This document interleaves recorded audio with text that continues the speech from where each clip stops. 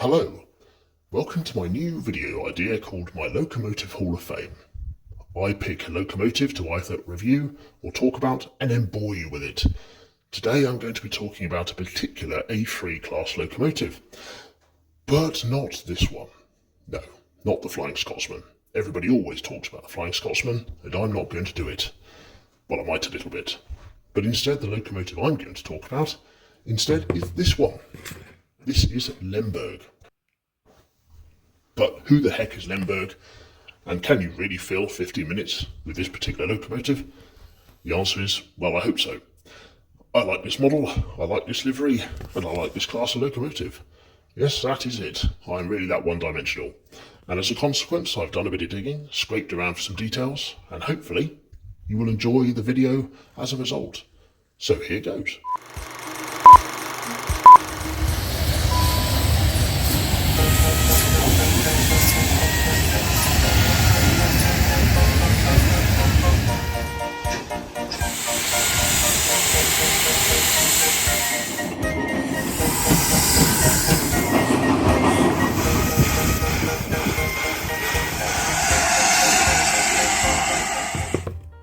So to start with, the model itself. This is Hornby's iteration of the A3, and I believe the tooling of this was from 2005. So in the grand scheme of things, it's not the newest, but it's certainly not the oldest tooling out there. It has a number of features: die-cast chassis, die-cast footplate, and flickering firebox. This one is DCC ready and has the 8-pin. I have already added that into this one, and I shall be showing you how that one works as well.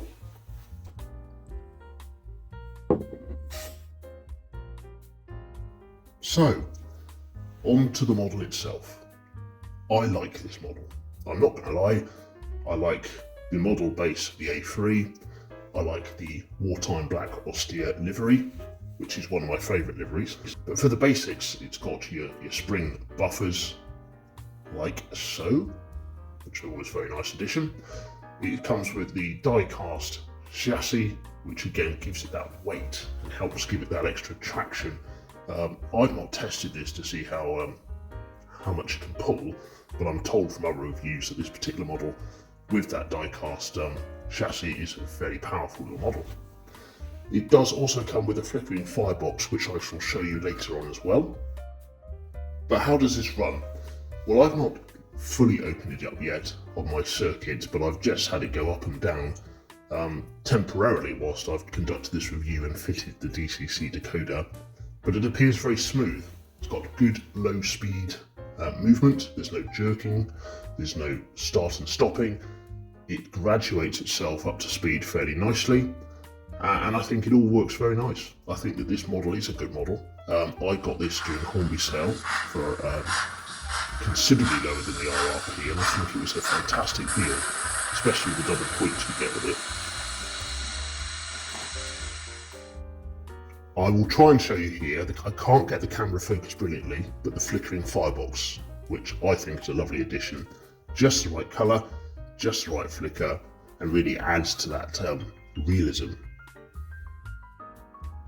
But it was an interesting choice of Hornby to go for this number and livery. Quite why, I'm not sure. I mean, I love the livery, but the number is very interesting. Number 45 it only received in November 1946 during the Thompson restructuring. It was then painted apple green in June of 1947. So in effect, it was only in this guise for 7 months out of its 40-year career. I'm just going to show you some of the sound effects now with screenshots from the app, the HM7000 app, just to give you a flavour of how the sounds, which are the A3 sounds, which I've downloaded to the decoder.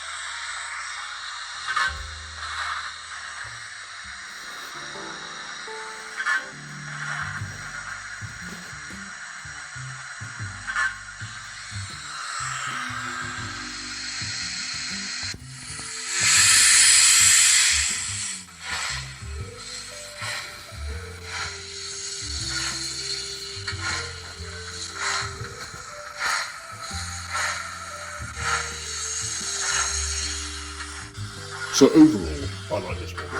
I think the sound effects, once you've got an HM7000 decoder plugged in and the flickering firebox, really bring this out in terms of realism.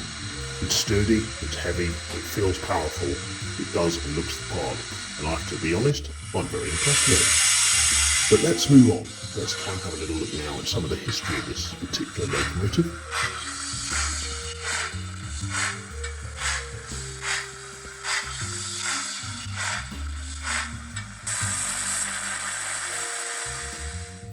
So Lemberg was an A1 in its initial iteration. The A1s were designed by Sir Nigel Gresley, with the first, the Great Northern, hitting the rails in April 1922. These locomotives were designed to be fast and powerful passenger-hauling beasts, capable of handling the rigours of the East Coast Main Line.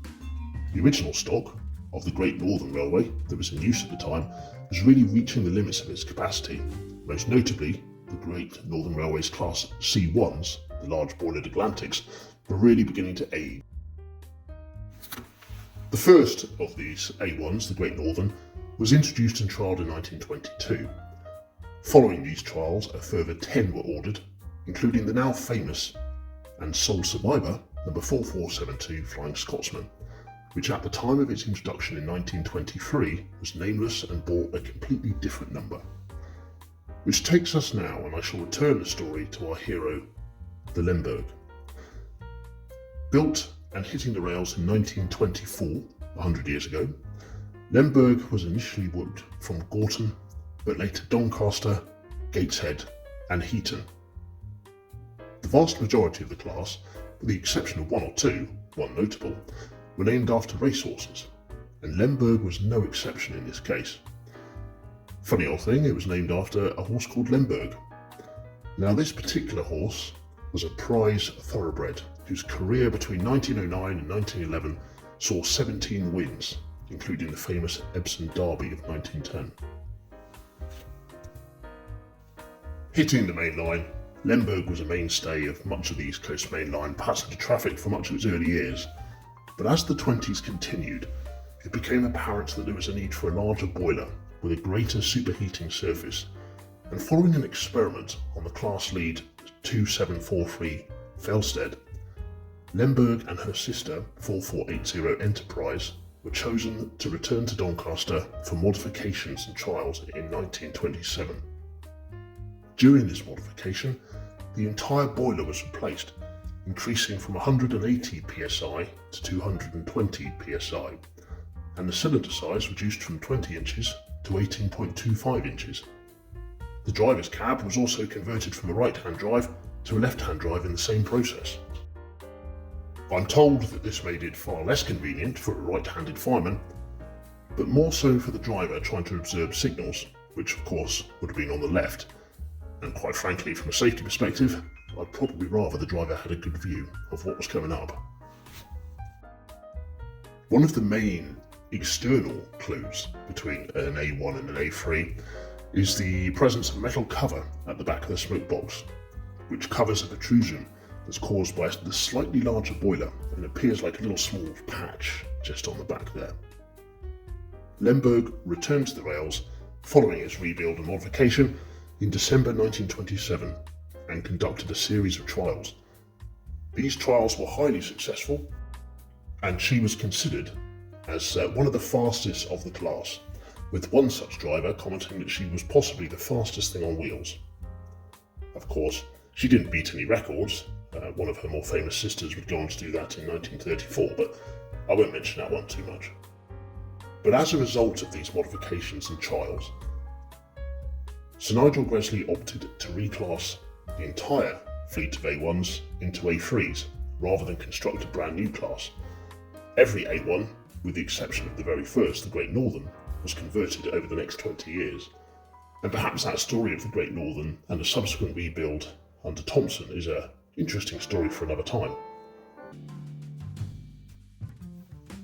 Ultimately, the rebuild, the trials that Lemberg and Enterprise undertook, proved that increasing this particular boiler size did make the locomotives more efficient and give them a more capacity for speed.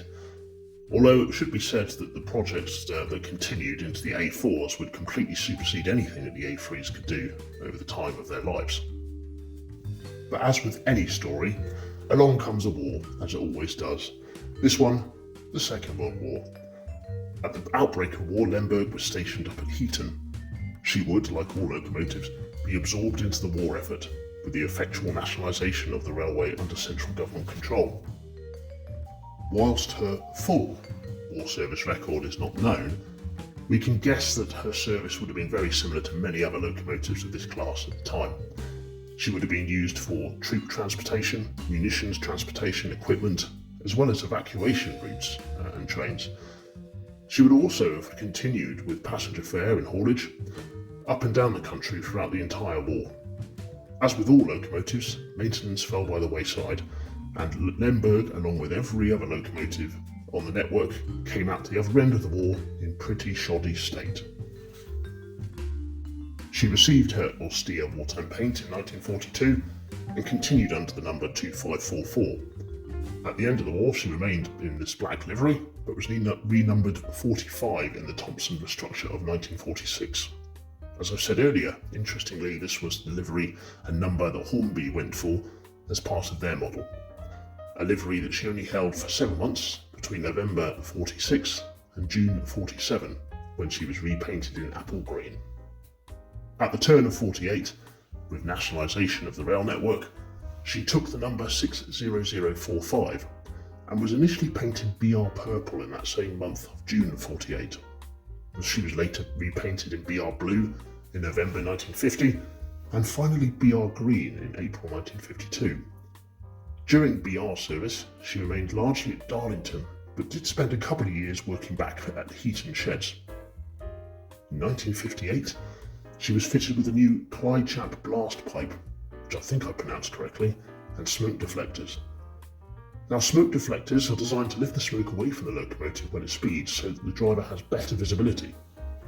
The blast pipe technology apparently ensured more even flow throughout all fire tubes and made it more efficient.